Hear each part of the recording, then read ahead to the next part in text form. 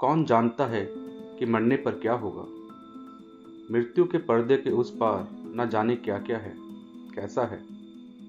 उस रहस्यमय लोक को किसने देखा है या जान पाया है।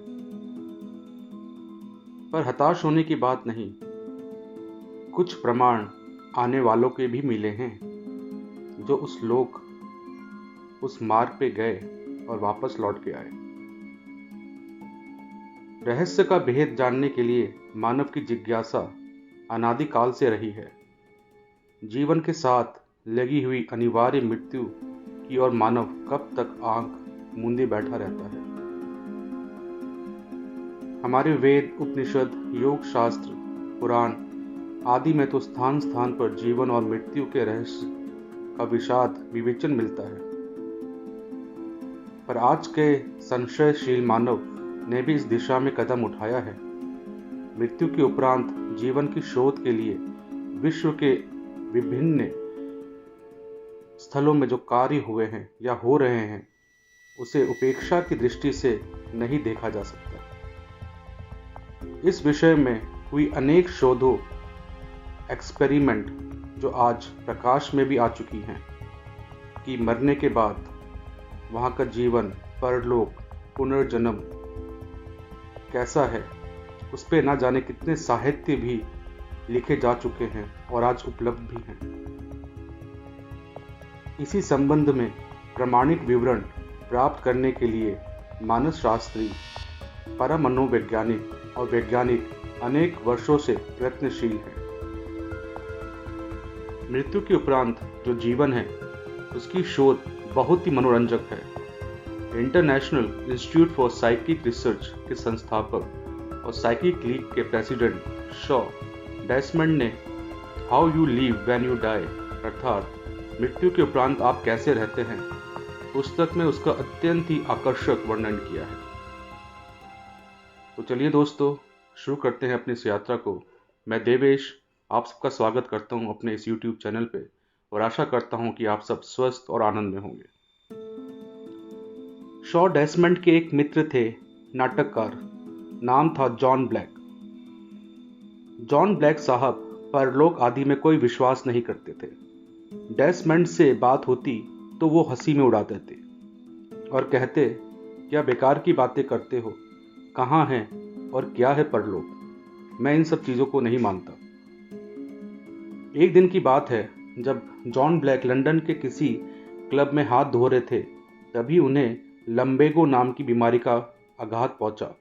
ये एक ऐसी बीमारी होती है जिसमें शरीर की मांसपेशियां अकड़ जाती हैं और बाद में सुनने में ये आया कि जॉन ब्लैक साहब का देहांत हो गया।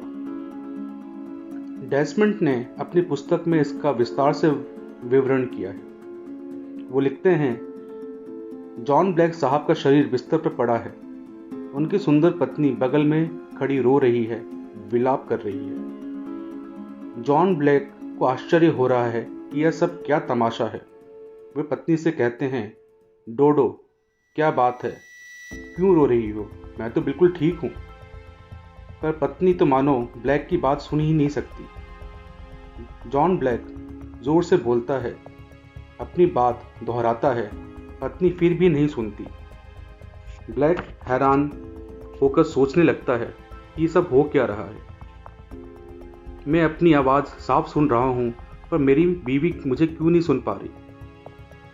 अचानक ब्लैक को लगता है कि वह चल फिर सकता है। बिस्तर से हटकर वह अपनी पत्नी के पास पहुँचता है और उसे छूने को अपना हाथ बढ़ाता है।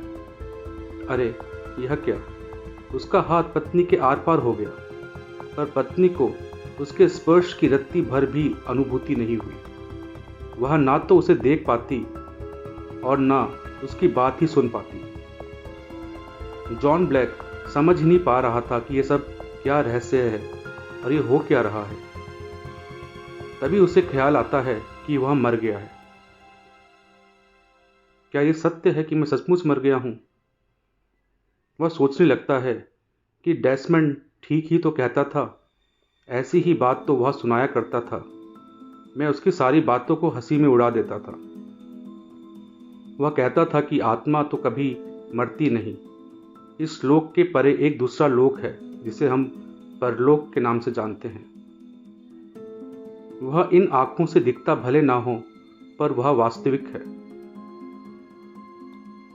जॉन ब्लैक अपनी चारपाई के अगल बगल चक्कर काटता है।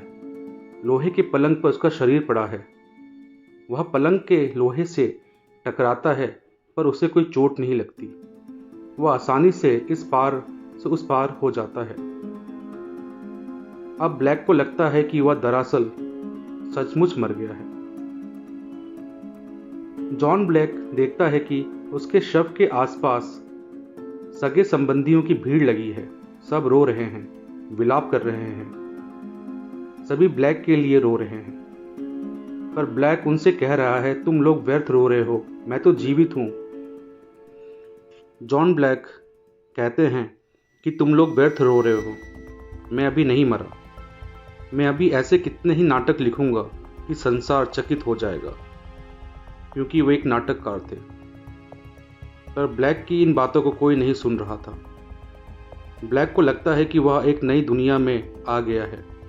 वह बंद दरवाजे के पास पहुंचता है, उसे छूता है तो अपने आप अपने को दरवाजे के उस पार पाता है। दरवाज़ा बंद है, फिर भी वह दरवाजे के बाहर बिना किसी दिक्कत के इस दीवार के आर पार हो जाता है। वह लंदन के अपने सुंदर मकान के आसपास चक्कर काटता है। उसे लगता है कि मैं जहाँ चाहे वहाँ जा सकता हूँ। लॉर्ड्स के क्रिकेट मैदान में वह प्रायः जाया करता था। उसकी बात सोचते ही वह अपने आप को उस मैदान में पाता है। जॉन ब्लैक थोड़ी ही देर में मैदान के इधर उधर चक्कर काटता। कुछ देर में उसका जी उब जाता और कहता कि मेरा घर, मेरी बीवी, मेरे प्यारे बच्चे, मेरे मित्र, ये सब कहाँ हैं।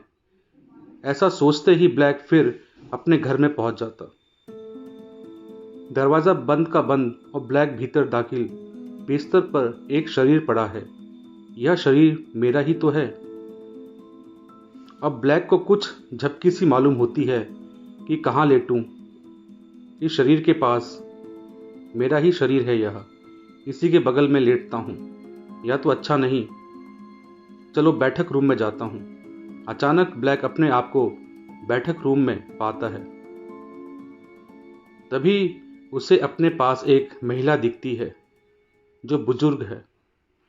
उस महिला की छाया को देखते हुए जॉन ब्लैक कहता है, कौन? बुजुर्ग महिला कहती है, बेटा जॉन, तू आ गया। मैं कब से तेरी प्रतीक्षा कर रही हूँ।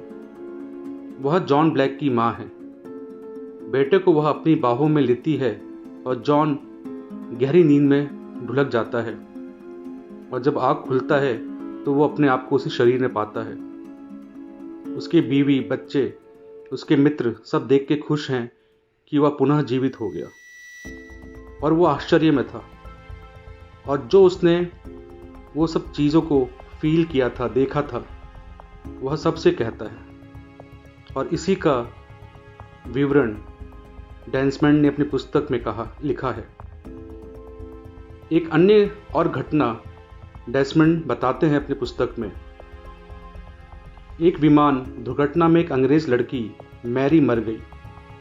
नवंबर 1934 में लंदन की एक बैठक में शॉ, डेस्मंड सहित करीब 15-20 व्यक्ति बैठे हुए थे और इस बात का प्रत्यक्ष दर्शन कर रहे थे कि वह लड़की अपने एक मित्र को सुना रही थी कि मरने के तुरंत बाद उसे कैसे और क्या अनुभूति हुई।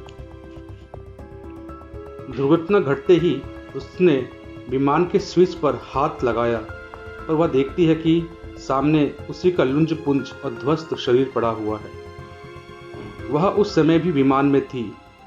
हवा बह रही थी और ऊपर था खुला आकाश। वह सोचती है, पर यह शरीर मेरा ही है, मैरी का, तो क्या मैं मर गई? पर मैं तो जीवित हूँ। मुझे अपने मित्र आर्थर से मिलना चाहिए। कितनी बातें कहनी है उससे। और इतना सोचते ही वह उसके पास, आर्थर के पास पहुंच जाती है। मैरी आर्थर को देख रही थी, उसकी बातें सुन रही थी। इतना ही नहीं, आर्थर ने भी स्पष्ट रूप से मैरी की बातें सुनी। फिर मिलेंगे कहकर मैरी वहाँ से विदा हुई और अपने आप को उसी विमान जो दुर्घटनाग्रस्त हो गया था, अपने आप को उसी शरीर में पाती है और किसी तरह वहाँ से पुनः जीवित बच के वो अपनी सारी बातें अपने कई दोस्तों को, रिश्तेदारों को, उस अनुभूति को वो शेयर करती है। शॉ डेसमंड ने अपने मृत पुत्र जॉन के साथ हुई अपनी मुलाकात का भी वर्णन किया है। उन्होंने कई बार उससे भेंट की। 29 दिसंबर 1933 को कितने ही लोग के समक्ष जॉन ने आकर डेसमंड का हाथ और घुटना छूकर बड़े प्रेम से कहा, father I love you. Shaw Desmond का ही नहीं, परलोक विद्या से संबंध रखने वाले अनेक लोगों का कहना है कि मरकर भी मनुष्य मरता नहीं, शरीर छूट जाता है पर आत्मा अमर है। मृत्यु के उपरांत जीव परलोक में मस्ती से भ्रमण करता है। और कैसा सुंदर है यह परलोक। शरीर की आदि व्याधि का वहाँ कोई पता नहीं, ना कोई रोग है, ना कोई बीमारी, ना कोई चिंता, ना कोई परेशानी। पैसे की वहाँ कोई ज़रूरत नहीं, ना कोई लेन देन, ना कोई खरीदारी, ना कोई सौदेबाजी, ना कोई दुकान, ना कोई व्यापारी। इच्छाएं मन में आते ही पूरी हो जाती हैं। ऐसा लगता है मानो कल्प वृक्ष के नीचे बैठे हैं सब लोग। जो इच्छा की वह तत्काल पूरी हो गई। जिससे मिलना है इच्छा करते ही उसके पास मौजूद। आग से, पानी से, पत्थर से, लोहे से, पहाड़ से, बिना किसी अड़चन के आत्मा पार चला जाता है। उसके मार्ग में कहीं कोई बाधा ही नहीं आती। परलोक में ना कोई राजनीति, ना कोई दलबंदी, ना युद्ध है, ना अशांति। पुरुष और स्त्री सब वहाँ समान हैं। सर्वत्र प्रेम और आनंद का साम्राज्य है। मस्ती और मौत से भरा जीवन है। आनंद कनन है। रंग बिरंगे पुष्प, संगीत और क्या नहीं है वहाँ। हाँ, जो लोग जगत के माया जाल से बहुत बंधे रहते हैं, रुपए पैसे से बहुत बंधे रहते हैं, राग द्वेष के चक्कर में अपने आप को डुबोए रखते हैं, वे जब परलोक पहुँचते हैं तो कुछ दिनों तक परेशान रहते हैं, रोते हैं, चीखते हैं, कूदते हैं, बहुत कुछ चलता रहता है। परंतु कुछ उदार और दयालु आत्मा उनके पास आकर उन्हें धाड़स देती है, उन्हें समझाते हुए उन्हें रास्ता दिखाते हैं। तब धीरे धीरे उनके जी की जलन दूर होती है। वे भी तब स्वस्थ और प्रसन्न जीवन बिताने लगते हैं। परलोक का शरीर ईथर का बना होता है। ईथर अर्थात स्वाद, स्पर्श, गंध से उसका कोई वास्ता नहीं होता। बेतार तार की भांति सारे समाचार उसे मिलते रहते हैं, जिसे जब चाहिए मिलना उनसे भेंट कर लिया। जब चाहिए पृथ्वी के लोगों से मिलिए, जब चाहे परलोक वासियों से। जिन्हें इस जगत में बहुत मोह होता है, ऐसे जीव पुनर्जन्म लेकर फिर इस पृथ्वी लोक पे चले आते हैं। परलोक कोई हवा नहीं, परलोक कोई कष्ट यातना का आगार नहीं, परलोक कोई भय उत्पादक स्थान नहीं, परलोक में दुनिया की कोई झंझट नहीं। वही हाल है, यानी रात बहुत थे जागे, सुबह हुई आराम किया। हमारे सभी मृत सगे संबंधी परलोक में हमसे मिल जाते हैं। हमारी सारी इच्छाएं वहाँ आनंद फानन में पूरी हो जाती है। सर्वत्र प्रेम, आनंद और संगीत की मधुरिमा लहराती रहती है। आत्मा की अमरता का प्रत्यक्ष दर्शन होता है। अपने सत्य चित्त आनंद स्वरूप का प्रत्यक्ष आभास होता है। फिर परलोक के नाम से डरने और भयभीत होने का प्रश्न ही कहाँ उठता है। सचमुच कैसा सुंदर है यह परलोक। धन्यवाद।